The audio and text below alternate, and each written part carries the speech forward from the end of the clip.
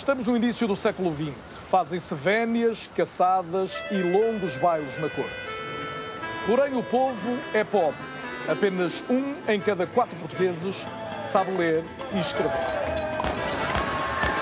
O rei está morto. A Primeira República falha a seguir. Os ideais de igualdade ficam para trás.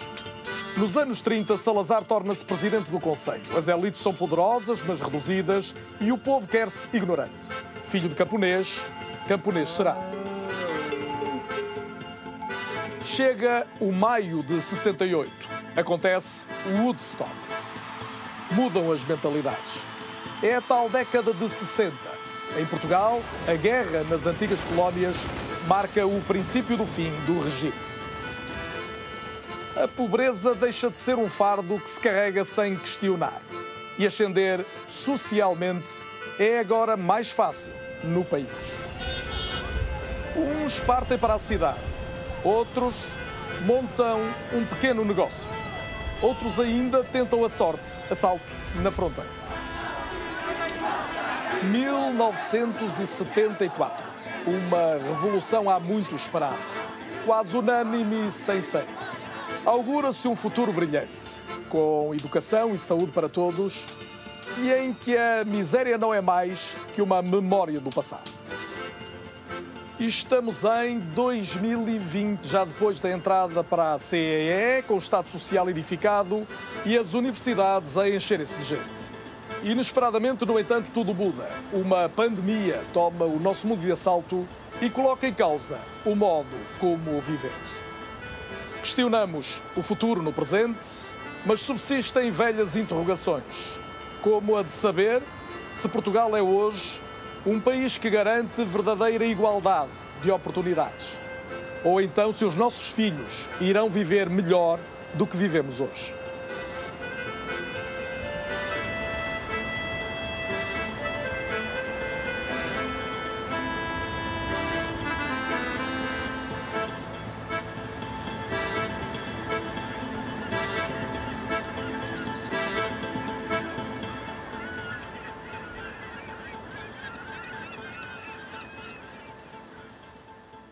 Pela primeira vez, muitas décadas, há a expectativa que os nossos filhos não vão ter uma situação melhor que nós tivemos. Isto, por exemplo, é uma alteração muito, muito expressiva na forma das pessoas olharem para o seu futuro.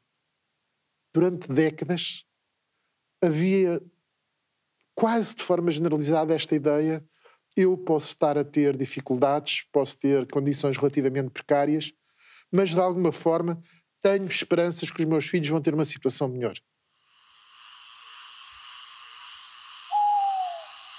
O que é que os teus pais são?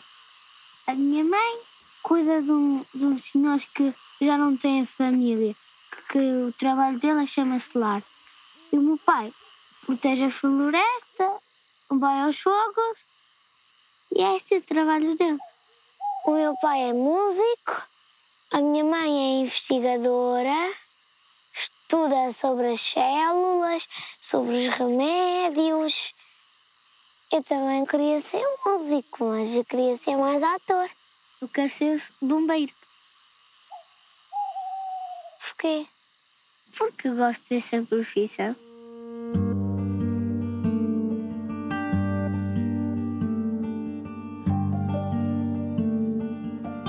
Vir ao mundo.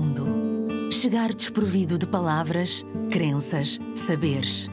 Ter tudo para descobrir. Poder um dia concretizar sonhos. Fazer a diferença. Ser o que se quiser ser. Existe, porém, uma época, um país, costumes que nos enquadram, famílias a que não escolhemos pertencer. Há uma herança que nos é entregue no princípio de tudo.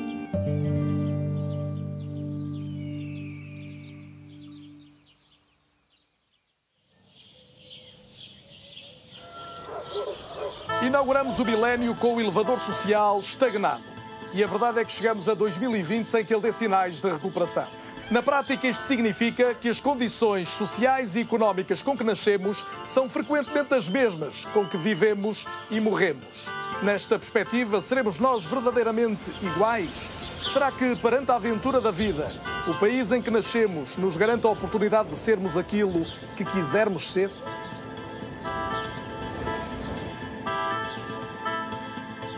Nascemos iguais em direitos e vivemos numa sociedade em que prevê isso. O problema são as condições para o exercício dos direitos, não é? Ou seja, se de facto, em termos do nascimento social, digamos assim, a família em que nós nascemos pode nos favorecer relativamente ao exercício desses direitos, e há famílias que nos desfavorecem, digamos assim, em que o percurso pode ser as pessoas podem chegar exatamente ao mesmo ponto, mas do ponto de vista da chamada mobilidade social, para chegar ao mesmo ponto há pessoas que têm que passar muito mais obstáculos e, portanto, é muito mais difícil para elas, e por isso é que a probabilidade é que a maioria não chegue lá. A probabilidade de um filho de trabalhador, um trabalhador manual, chegar a gestor é menor em Portugal do que na maior parte dos países da OCDE. E, portanto, isto é muito elucidativo do que ainda é a nossa sociedade.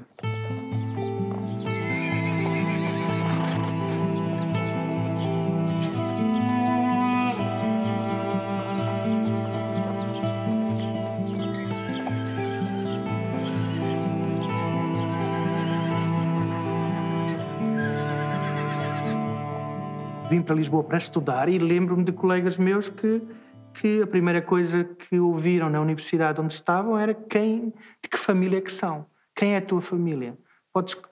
Não estou a ligar o nome à família. E isto é algo muito, muito dramático, não é?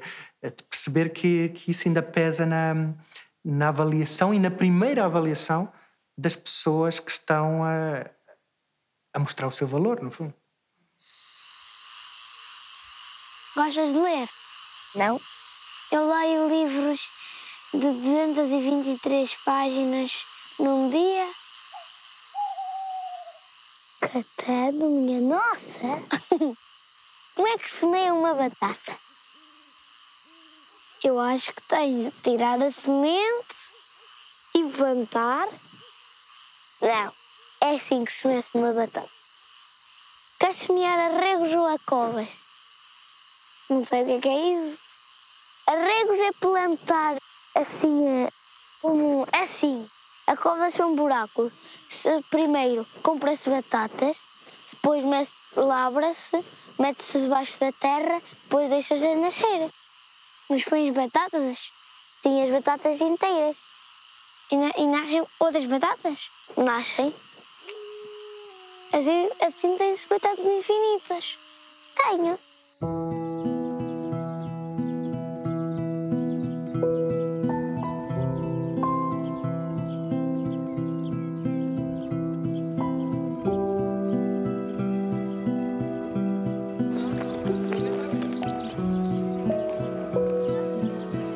Onde nascemos e no seio da família na qual nascemos é sempre uma lotaria e é algo que não depende de nós. Em nível mundial, aliás, há um movimento muito interessante de chamar a atenção para isso e chamar a atenção, por exemplo, para a imigração, ou migração como uma forma de ultrapassar isso. Nós sabemos disso porque todos os imigrantes que estão a tentar atravessar o mar Mediterrâneo ou o Rio Grande nos Estados Unidos são pessoas que sabem que pelo mero facto de virem para a Europa ou para os Estados Unidos aumentam as suas possibilidades por 3 ou por 4 ou por 5. É por isso que estão a tomar os riscos. Essa diferenciação com base no lugar ou no contexto em que nascemos não é tão radical dentro de um país, nomeadamente em Portugal.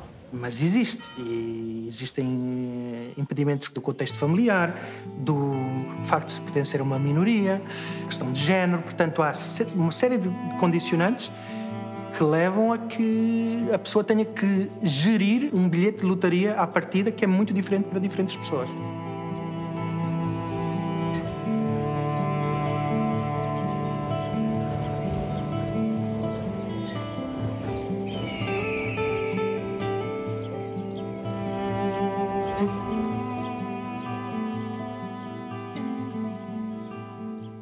meio em que tu vives condiciona de maneira terrível as tuas aspirações. E é muito evidente, porque repara, tu vais tentar extrair informação acerca daquilo que tu podes esperar do mundo, aquilo que tu podes esperar para os teus filhos, daquilo que tu vês à tua volta, não é?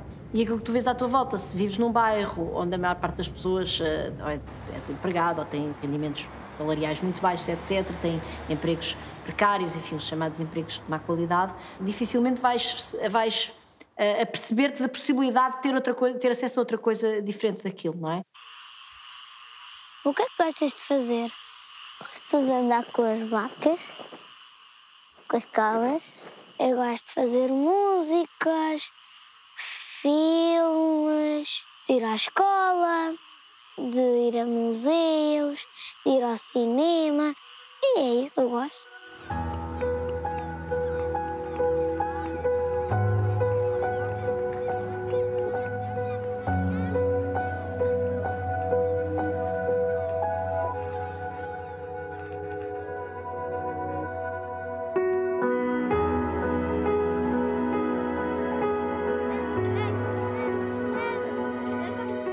Há investigação nos Estados Unidos que mostra que o facto dos pais decidirem, das famílias de origem, decidirem mudar para um bairro melhor, por exemplo, tem um impacto substancial na capacidade de, depois daquelas crianças que mudaram com os pais quando chegam a adultas, terem uma maior capacidade de gerar rendimento do trabalho. Esta característica de obrigar as pessoas a estudar numa escola consoante a sua localização geográfica, o seu bairro, é uma forma de discriminação que não é discutida. Em Paris há um artigo muito interessante que olha para ruas que são partidas ao meio, pronto, porque a fronteira das escolas às vezes tem que estar num sítio, não é? E, portanto, ruas que são cortadas ao meio, em que do lado esquerdo da rua as pessoas têm acesso a uma escola, do lado direito da rua têm acesso a outra escola. Como uma das escolas é melhor que a outra, isso reflete-se no preço das casas. Portanto, o que é que acontece? As pessoas que têm possibilidade que são mais ricas, enfim, que têm mais disponibilidade de rendimento, conseguem comprar casas em sítios que lhes vão dar acesso a escolas melhores e depois a todo um ambiente social que é melhor.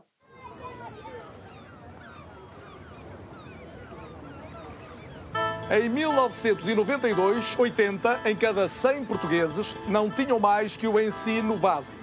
Desde então, a situação melhorou significativamente, com um aumento do número de anos de escolaridade obrigatória e da educação média da população.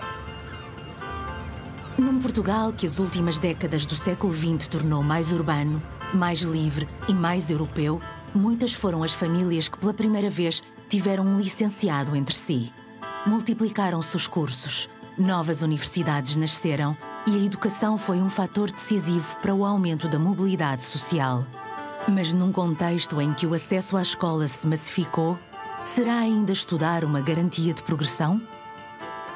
O grande problema da escola, e eu não tenho uma maneira de resolver, vou só apenas formulá-lo, é que a escola não substitui as competências que as crianças adquirem em casa. Aquilo que nós damos em casa às crianças complementa aquilo que elas ganham na escola. E é por isso é que a escola nunca vai resolver, ou em todo o caso esta escola que nós temos, e lá está, eu não conheço outra, mas tenho a certeza absoluta que, tendo em conta que o investimento que nós fazemos em casa, não em dinheiro, mas nesses diferentes recursos, ou em levares a tua criança a um museu, ou em teres possibilidade de pagar viagens à tua criança, em que ela é exposta a outras culturas, enfim, tudo isso são recursos que nós estamos a dar às crianças e que complementam aquilo que elas recebem no sistema de ensino. E isso é, obviamente, gerador de desigualdades, não é? Nós temos de ter a consciência de que, quando uma pessoa está a fazer um exame numa série de disciplinas, a verdade é que ela está a ser avaliada sobre a matéria que aparece na escola.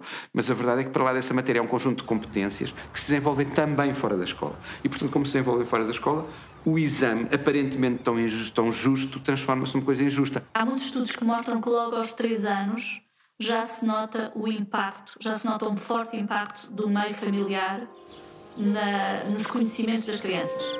O vocabulário que uma criança de 3 anos tem depende da educação da mãe e da educação dos pais.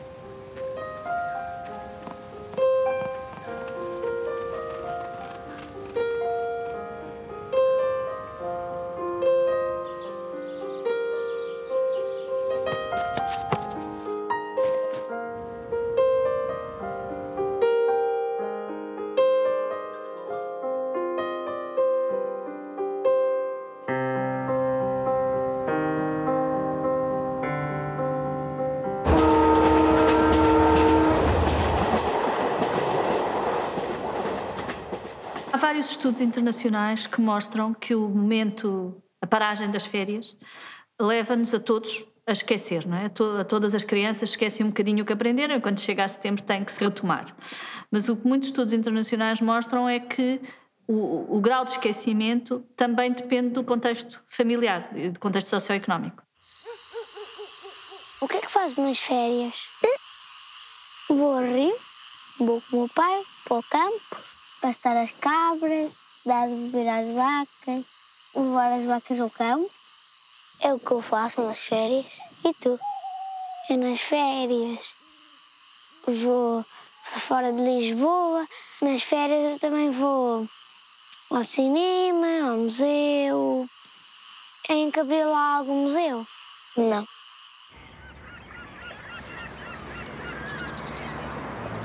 Somos únicos e irrepetíveis. Afirmamos-nos na diferença, mas não vivemos sozinhos. Não escolhemos o contexto inicial, os pais, os irmãos, a casa onde passaremos a infância ou o primeiro destino de férias. Nascemos, pois, condicionados, mas podemos encontrar no outro, em cada um dos outros, uma oportunidade de nos reinventarmos.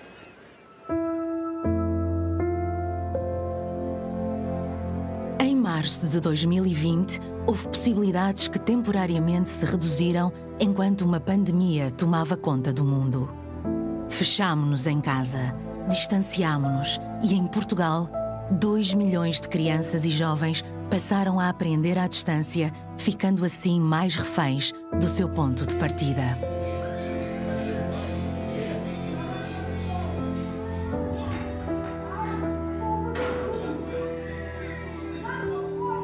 Por mais que haja questões que possam ser melhoradas, a escola é um espaço de igualdade, precisamente porque as pessoas estão com certas limitações, mas estão sujeitas ao mesmo tipo de qualidade de professores, o mesmo tipo de instalações, têm acesso à alimentação, têm acesso a uma socialização que é diferente dos pais. Tudo isto funciona no sentido da igualdade. Nós fizemos isto desaparecer e, de repente, as pessoas estão novamente no lugar de partida. Numa sala com muitos livros, outras numa sala que nunca viu um livro. Umas numa casa com 5 computadores, outras sem computador. Umas com os pais atentos, outras com os pais que não tiveram educação e não valorizam tanto a educação. E, portanto, o confinamento é, de certa forma, um regresso a uma sociedade primitiva em termos de ultrapassagem das desigualdades.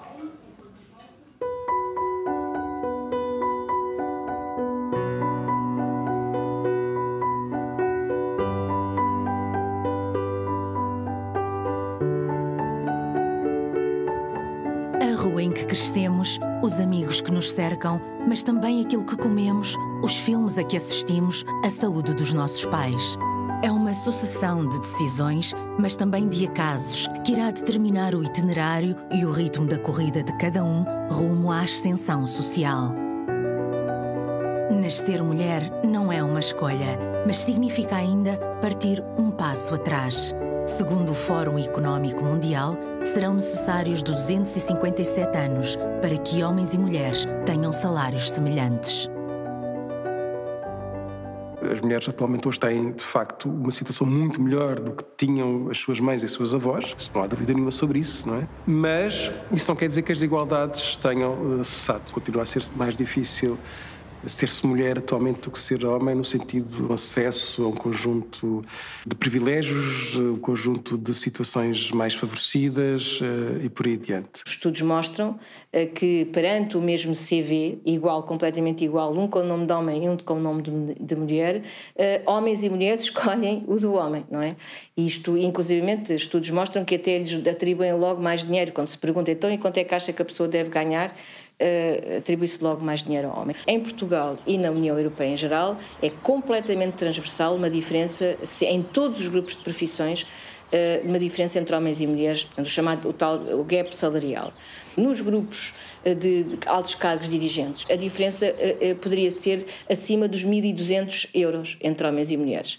E, por exemplo, ainda mais chocante, diria eu, que no caso, por exemplo, dos grupos menos qualificados, chegavam a ser uma diferença de 200 euros, mas temos que perceber que uma diferença de 200 euros em ordenados que são para as mulheres cerca de 500 e para os homens 700, é evidente que é uma grande diferença, não é?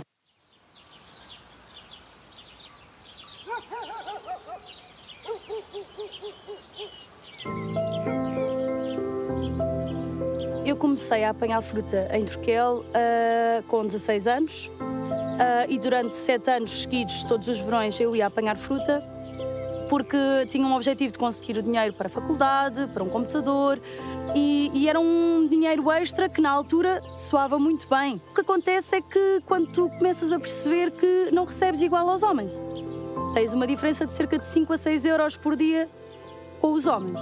E para além disso, tens o trabalho no escadote, para a apanha da parte de cima da pera, que ainda recebe mais. O que é que acontece? Tu pensas, também quero receber mais, também quero ir para o escadote. Não, só selecionam homens. Então e porquê? Nós não conseguimos? Alguma vez experimentaram? Por que não? Passado 2 anos de estar a trabalhar na pera, decidi que queria receber o mesmo que os outros. Trabalhava igual, fazia o mesmo, ou melhor se fosse preciso.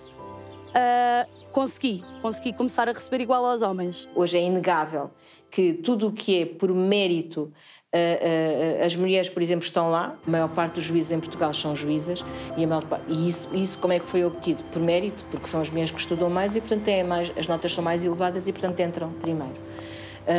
Tudo o que é por escolha são os homens que lá estão.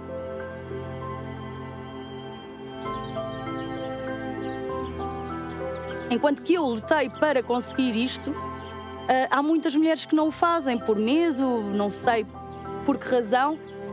Eu noto que no último ano da apanha as pessoas já se começavam a revoltar e começavam, olha, eu para o ano já não venho para este patrão, vou procurar outro que me valorize da mesma maneira que valoriza os outros.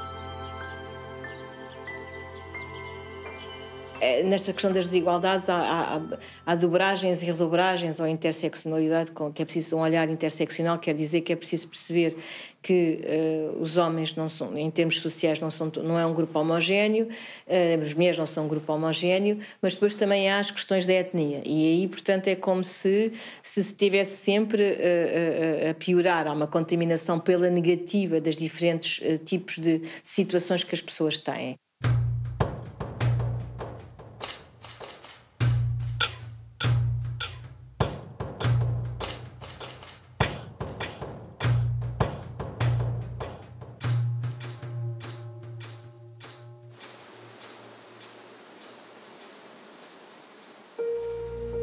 Ser mulher é uma desvantagem. Uma vez eu estava furiosa por causa de algo que me tinha acontecido e um colega, entre o sério e o jocoso, disse-me: "Oh, Inocência, mas é muita carga para uma caminhoneta. Mulher, ainda por cima negra." Quando eu entrei para a Faculdade de Letras, houve um colega que me disse: "Tu entraste porque as embaixadas africanas fizeram pressão." Eu não conhecia, nunca tinha posto os pés numa embaixada. As embaixadas nem sabiam que eu existia. Aquilo perturbou-me imenso, portanto, que eu não merecia aquele lugar.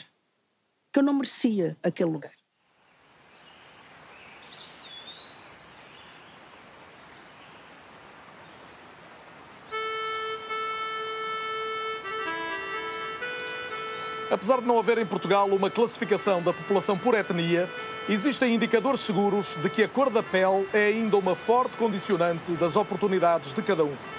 Um inquérito europeu recente concluiu, por exemplo, que a população africana ou descendente de africanos que vive em Portugal é mais pobre, tem piores empregos e piores condições de habitação do que os outros residentes. Nós temos, de facto, uma enorme subrepresentação das etnias. Quando nós olhamos à nossa volta para aquilo que eu chamaria os cargos de poder, uns mais simbólico, outros mais efetivo, o poder político, mas depois o próprio poder nas empresas, a composição dos quadros, dos órgãos de gestão das empresas, enfim. Não há representação das minorias étnicas, simplesmente não existe. Ou existe uma ou duas, toda a gente consegue mencionar a exceção, não é? Aquela pessoa que é negra, aquela pessoa que é de origem cigana.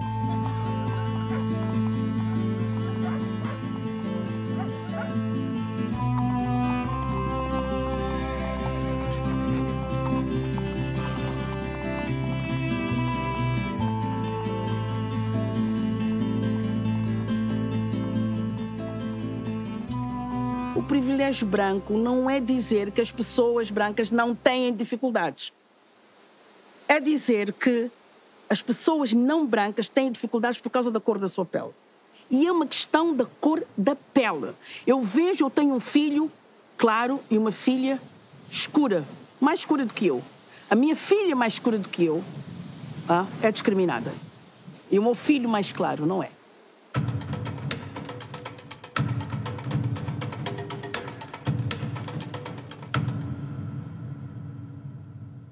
Mas para nós chegarmos, daqui a 20 anos, ter um país em que os meninos não vejam os negros como intrusos, mas como os seus compatriotas, dentro de uma diversidade, né? Tem que começar desde o jardim-escola, desde os 2 anos. Não é? E não ensinar os meninos uma cor que é cor de pele. Lápis, cor de pele. Cor de que pele? Isso, ainda se ensina isso aos miúdos.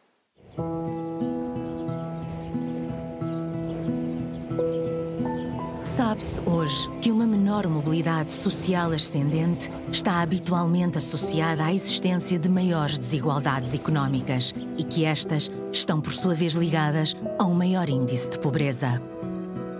Se pensarmos que famílias mais pobres terão maior dificuldade em aceder ao elevador social da educação e que sociedades mais estáticas serão sociedades em que as desigualdades e a pobreza se tenderão a manter, não será difícil perceber este fenómeno.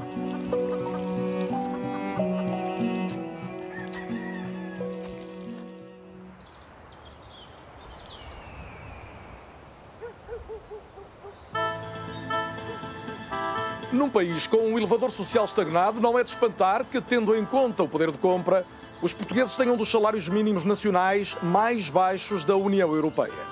E em 2018 eram cerca de 1.700.000 os portugueses pobres. Em Portugal, a existência de um mercado de trabalho caracterizado por precariedade e baixos salários é parte da explicação para elevados níveis de pobreza e desigualdade económica e para uma baixa mobilidade social.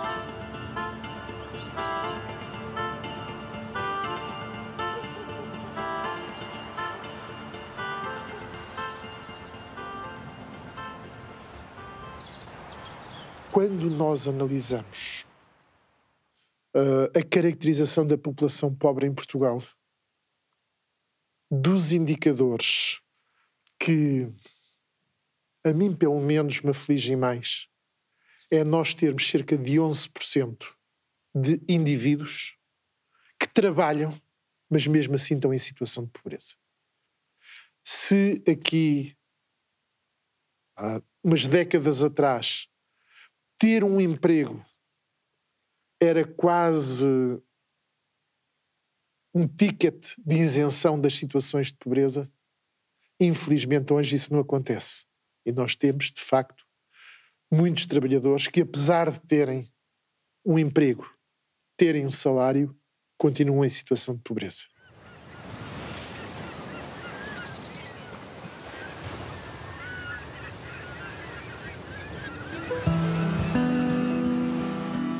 Quando era criança, queria tudo menos ser pescador, nem sequer falava no mar.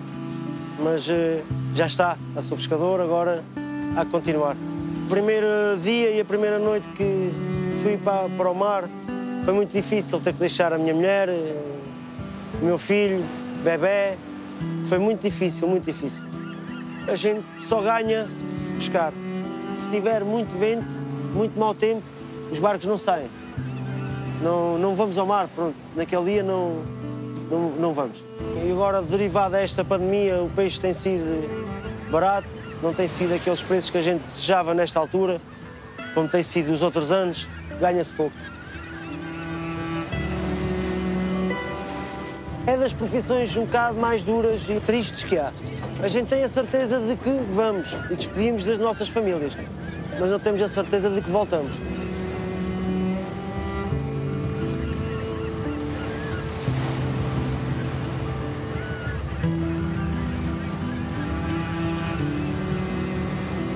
Nós continuamos, olhando para os atuais 27 países da União Europeia, com níveis de desigualdade que estão claramente acima do valor médio. Já não somos o país mais desigual, ou penúltimo país no ranking das desigualdades, mas continuamos a ter níveis de desigualdade grandes e, acima de tudo, níveis de desigualdade muito superiores aos países mais desenvolvidos da União Europeia. De facto, esta pandemia mostrou de maneira muito aguda a forma verdadeiramente polarizada como as nossas sociedades estão organizadas. Isto já não é uma sociedade, vai para além de desigualdade. Uma sociedade polarizada é uma sociedade que vive entre dois polos, não é? Vive num polo de pessoas com empregos que lhes permitem um certo conforto, não só de rendimento, mas uma certa segurança, no fundo, não é? Saber que podem continuar a trabalhar a partir de casa, ou que ainda que não consigam trabalhar a partir de casa vão manter o seu rendimento, e depois uma quantidade enorme de pessoas que está numa tal situação de precariedade que ao mínimo choque perde os seus direitos laborais e perde o seu direito ao rendimento.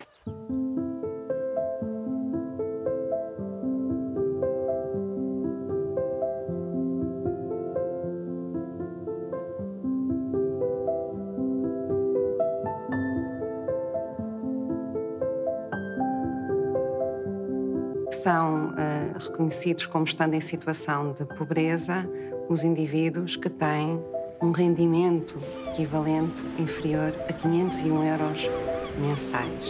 E, portanto, qualquer valor abaixo de 501 euros traduz-se naturalmente na privação dos agregados e numa situação em que as pessoas têm que fazer escolhas entre que necessidades vão ser satisfeitas e de quem.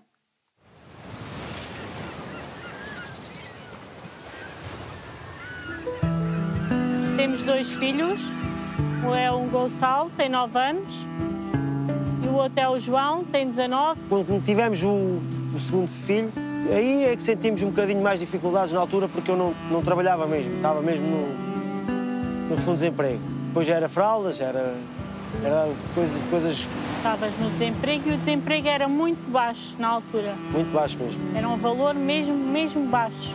Nessa altura, no fundo de desemprego, eu ganhava 250 euros.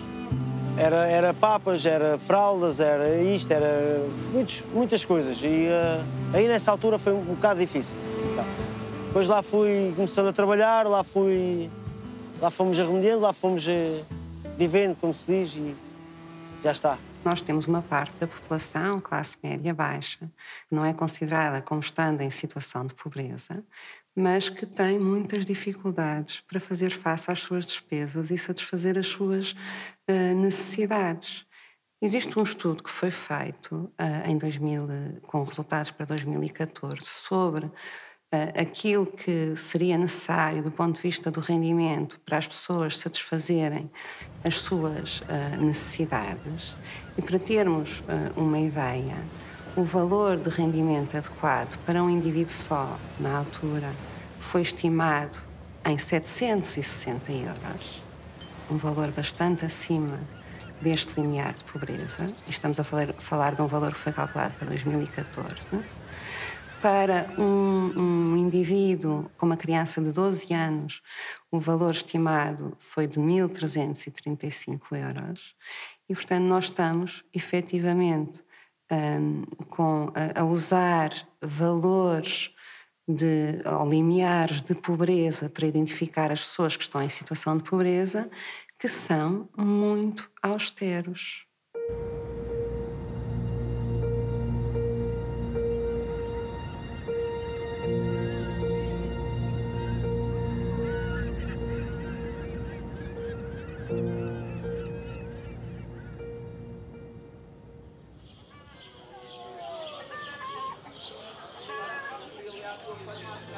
São as mulheres, as minorias étnicas, os idosos, as pessoas com deficiência. Os mais vulneráveis são tradicionalmente os mais afetados pela pobreza. E pensar num país onde praticamente 1 em cada 5 crianças nasce e cresce pobre é pôr em causa o próprio desenvolvimento. Há 2 dimensões na pobreza infantil. A primeira é o sofrimento dele próprio, mas o segundo é tão importante como o primeiro porque é um efeito a longo prazo. É o seguinte: este stress crónico, para alguns autores e para outros, esse stress tóxico, não é? tem um efeito sobre o futuro.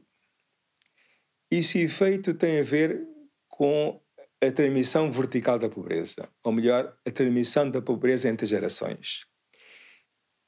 E baseia-se no seguinte princípio: o desenvolvimento de uma criança passa por fases sensíveis. E essas fases são oportunidades de desenvolvimento. Quando perdidas, não são recuperadas.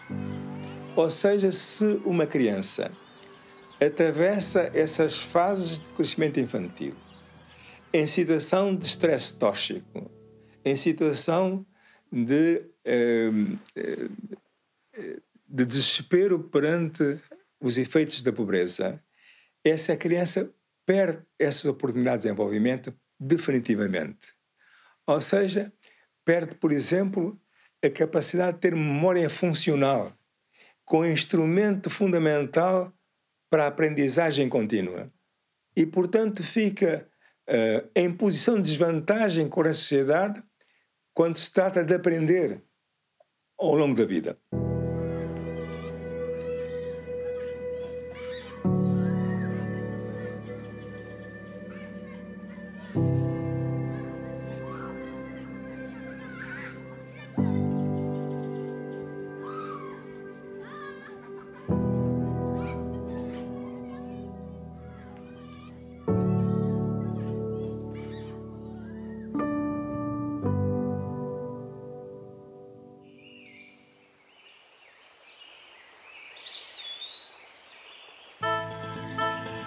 Há exemplos que provam que é possível. Mentes brilhantes, vontades férreas ou apenas gente capaz de multiplicar as oportunidades.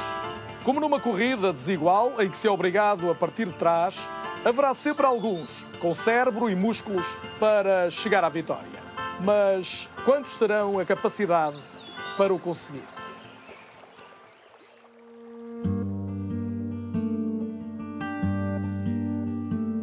A pobreza é um estado, mas também um ciclo em que as oportunidades se subtraem umas às outras.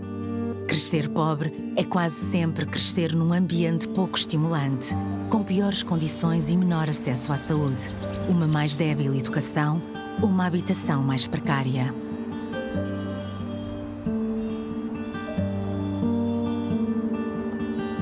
Nós nascemos em situações pelas quais não somos responsáveis. A questão é essa. Não há nenhuma responsabilidade em nascer filho de pobre ou filha de rico. E, portanto, nós devemos agenciar, enfim, criar instituições que não criem a ilusão de que somos responsáveis por isso. Basta falar na meritocracia. A meritocracia é um dos raros valores consensuais na nossa sociedade. Mas fazer da meritocracia o fundamento de uma sociedade justa, sem ter em conta que existe uma lotaria social e genética muito mais determinante, que vai determinar até a nossa capacidade a termos mérito. Aparece em alguns manuais de educação uma coisa que nos diz que é vamos fazer uma prova, não é? Numa floresta, vamos fazer uma prova. E é uma prova que garante aqui a igualdade. E a ideia é, há um fruto numa árvore, quem conseguir apanhá-lo primeiro ganha esta prova. Ora, se nós fizermos uma prova que é apanhar um fruto e tivermos um cão, um jacaré e um macaco, nós já sabemos quem é que vai apanhar o fruto, porque dois dos animais não sobem à árvore.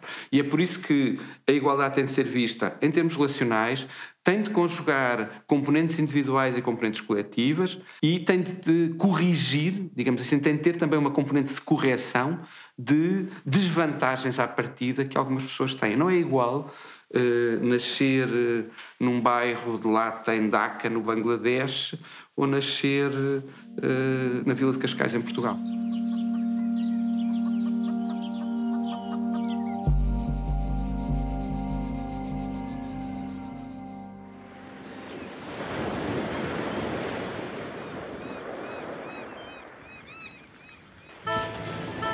Nascemos e partimos sós, mas nenhum de nós vive isolado de todos os outros.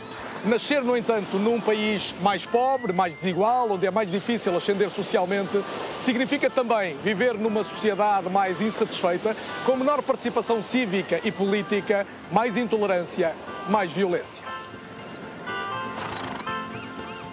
Quanto talento se perde, quantas mentes brilhantes não se afirmam, quantas ideias geniais não veem a luz do dia por não encontrarem o espaço necessário para que se possam desenvolver. Alcançar soluções para diminuir a desigualdade e a pobreza e aumentar a mobilidade social não beneficiará apenas alguns. Muitas vezes há a falsa ideia que os problemas da pobreza resolvem-se atirando subsídios para as famílias pobres. Provavelmente, em muitos casos, é necessário reforçar transferências de rendimento para famílias mais desprotegidas. Agora, não tenhamos ilusões. Isto é uma espécie de serviço de emergência que permite atenuar os problemas, não os resolve. Nós, para os resolvermos, temos que promover a inclusão social das famílias.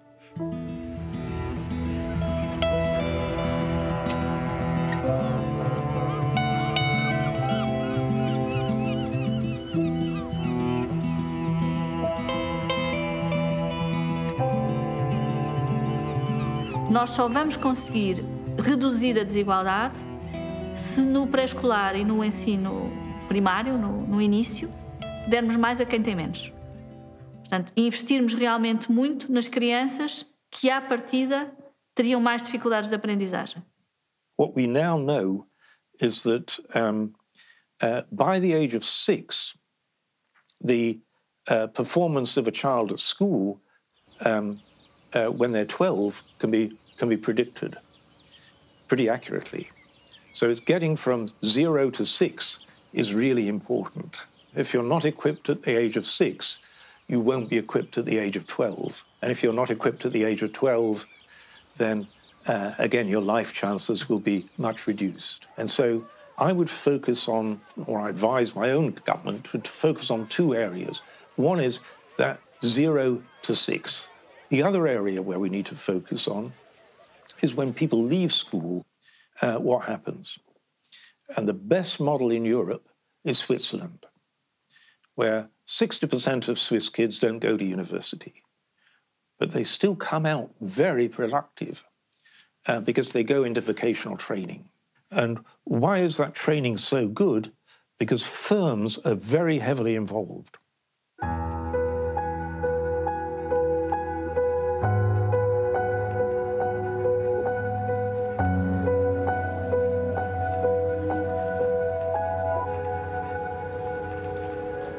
Se me perguntar qual é o principal fator que, se eu alterar, pode ter resultados profundos e sustentados no longo prazo, em termos de desigualdades e também de pobreza, eu não tenho dúvidas nenhumas em lhe dizer, é a questão das qualificações. Quando nós decidimos, sem discutir, eu nem estou a discutir se é bem ou mal, mas quando nós decidimos diminuir as propinas universitárias e não discutimos sequer quem é que chega às universidades, e podemos estar a correr o risco de estar a diminuir 200 euros a estudantes para os quais os 200 euros não faz diferença nenhuma, e estamos a esquecer os que não chegam à universidade. Eu tenho a certeza que há uma classe média portuguesa que preferia pagar mais propinas e ter um Estado que conseguisse que os filhos dos operários, etc., tivessem na universidade. Se nós queremos realmente promover a igualdade e a oportunidade, temos de ser capazes de ter um Estado inteligente que vai apoiar as pessoas que precisam, sejam 10, 20, 30% da população. Se vamos fazer igual para todos, vamos fazer mal.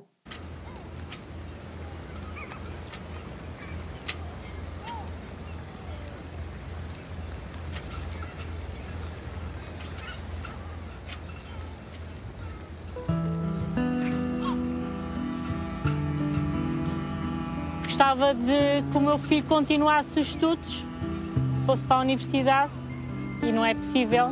Não é possível pagar-lhe um quarto em Lisboa ou em Coimbra, por exemplo, não é? Nem ir para um sítio onde ele possa ir e vir todos os dias Eu gostava de seguir direito e com o ordenado mínimo que eu ganho e o ordenado incerto do Ricardo não dá para essas despesas, logo aí está limitado.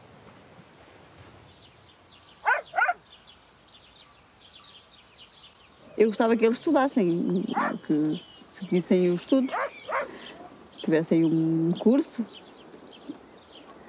para terem pelo menos melhor qualidade de vida. Não é que a agricultura não dê boa qualidade de vida, mas pelo menos menos esforço, menos trabalho.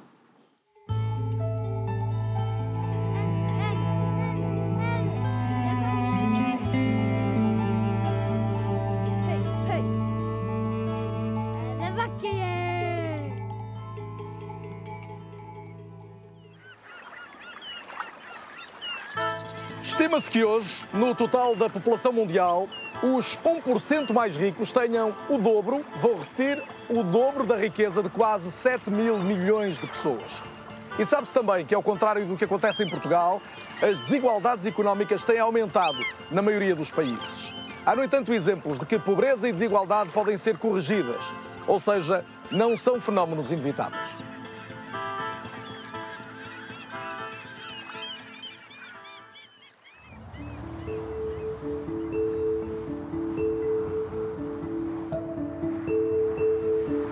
Será uma imagem dual aquela que iremos obter no momento em que pararmos para observar o mundo. Numa margem, encontraremos os mais pobres, os desfavorecidos, aqueles cuja travessia será marcada por maiores desafios. Na outra, estarão os mais privilegiados, os detentores do poder financeiro, aqueles para quem o acesso não será uma questão. Com desigualdades económicas menos acentuadas do que outrora, mas oferecendo também menores possibilidades de mobilidade social ascendente, será Portugal capaz de garantir aos portugueses do futuro uma maior justiça social? O que eu gostava era que a promoção de maior igualdade fosse um objetivo importante das sociedades em que estamos e, portanto, das políticas que vêm sendo implementadas. Nos diferentes domínios, no domínio do emprego, no domínio da educação, no domínio do acesso à habitação, no domínio do acesso ao território. A componente da igualdade nestas políticas, daquilo que podemos chamar justiça social ou justiça espacial, fossem elementos que estão nos pontos mais altos da agenda política. Nesse sentido, eu acredito que as desigualdades podem não se agravar. Eu tenho esperança que as novas gerações são, em alguns aspectos, mais igualitárias de natureza do que as gerações que estão no poder nas empresas, no Estado hoje em dia. A juventude é mais aberta a tentar resolver os problemas em vez de discutir questões demagógicas. Nesse sentido, eu tenho esperança que haja maior mobilidade e uma sociedade mais solta no futuro. The whole narrative of humanity has actually been a narrative of struggle for improvement, and compared with 300 years ago, we're amazingly successful. I think we can find reasons for optimism, but I don't like the optimism based on fantasy. I'm a pragmatist, and I would rather have optimism based on practical things that we can do.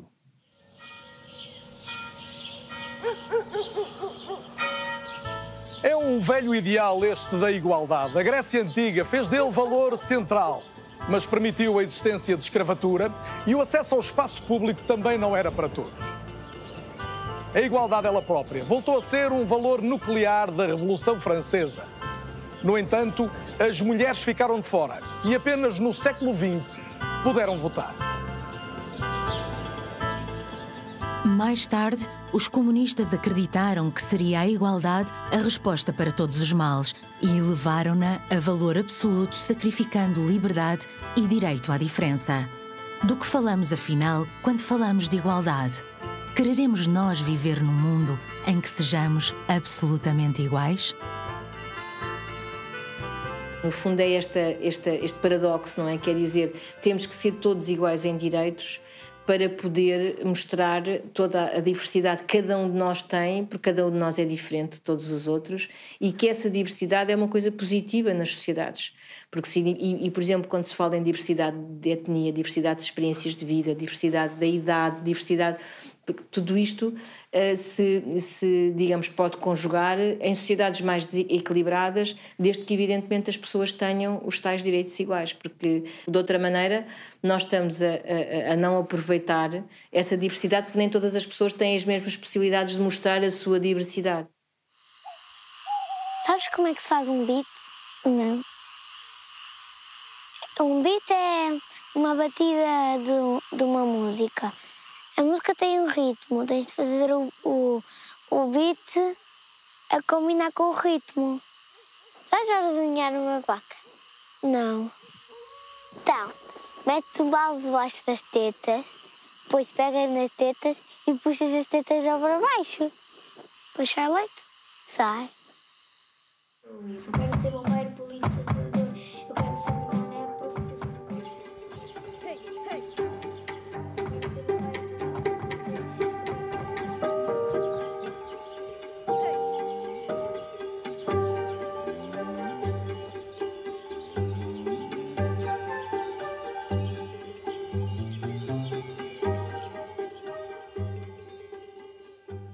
Eu acredito que é possível a nossa sociedade ter níveis de desigualdade menores.